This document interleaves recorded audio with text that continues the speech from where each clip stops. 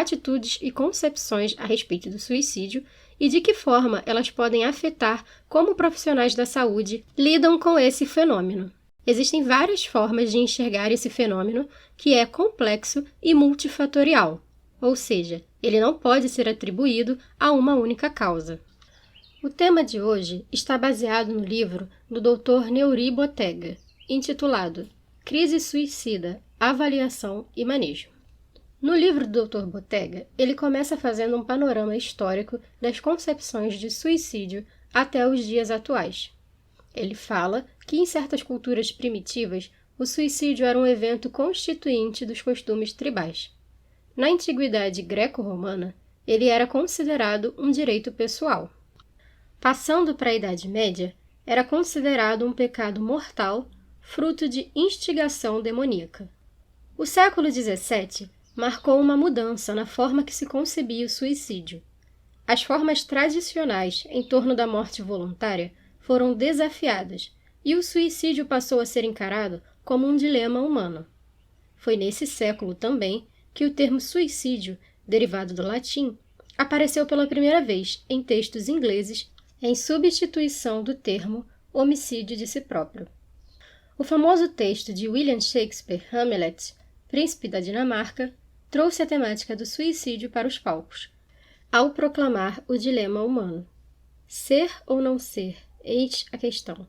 Será mais nobre sofrer na alma pedradas e flechadas do destino feroz, ou pegar em armas contra o mar de angústias, e, combatendo, dar-lhe fim, morrer, dormir, só isso.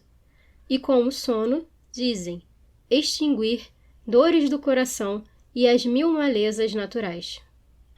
O ser ou não ser do século XVII tornou-se um debate público ao longo dos anos seguintes. O autor fala que houve uma secularização do suicídio com o reconhecimento da liberdade individual, incluindo-se ao direito ao suicídio. No século XVIII, a obra de Goethe, um dos maiores clássicos da literatura da época, trouxe 2 suicídios famosos, o de Werther, um suicídio romântico, e o de Fausto, um suicídio filosófico. Acreditou-se que os sofrimentos do jovem Werther, ele inspirou vários jovens ao suicídio romântico na época. E esse fato ficou conhecido como o efeito Werther, onde um suicídio pode ter o potencial de ocasionar novos suicídios por imitação ou contágio. Hoje em dia, sabe-se que esse efeito é mais comum entre adolescentes. O Dr. Neuri Botega vai falar que nos tempos modernos, sob o olhar das ciências, o julgamento moral e as penalidades legais e religiosas em torno do suicídio deram lugar a uma constatação de que o suicídio seria um problema científico. Porém, isso não significa que poderia se dar conta da complexidade desse fenômeno.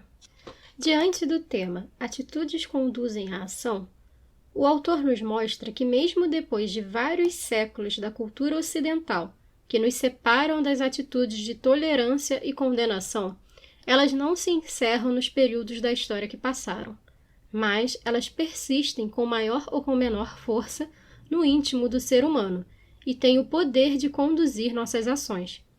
Assim, ele mostra que é fundamental questionarmos nossas crenças e atitudes diante do suicídio, porque elas são capazes de nos levar à ação, principalmente se pensarmos na atuação de profissionais da saúde que lidam diretamente com esse fenômeno. Botega vai contar uma experiência que teve com profissionais da enfermagem em um hospital, em que foi feito um curso de prevenção do suicídio para orientar os profissionais.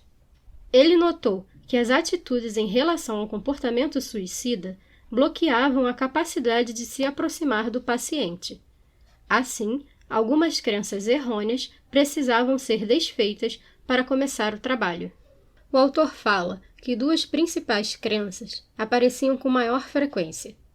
Se eu perguntar sobre suicídio, não estarei induzindo um paciente a isso? Se ele me responder que sim, não saberei o que fazer e passarei a me sentir responsável pela vida dele. O autor explica que, por causa do estigma, as pessoas temem conversar sobre suicídio, mas, quando feito de modo sensato e seguro, pode ajudar a fortalecer o vínculo com o paciente e ajudá-lo a se sentir acolhido e procurar a ajuda de um profissional da saúde mental.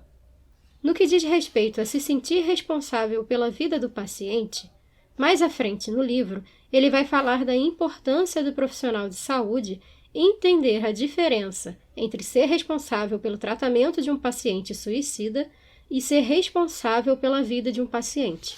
É preciso aceitar que, apesar de todos os esforços, o paciente poderá matar-se. E saber disso ajuda a entender que ele não é Deus e o ajuda a ficar mais tranquilo e seguro diante do seu trabalho. E outro efeito de entender isso é que fortalece a aliança terapêutica, pois o paciente percebe que não assumiremos total responsabilidade ou controle sobre sua vida. De fato, nenhuma pessoa, seja psiquiatra, psicólogo ou familiares da pessoa, pode carregar a total responsabilidade pela vida de uma pessoa.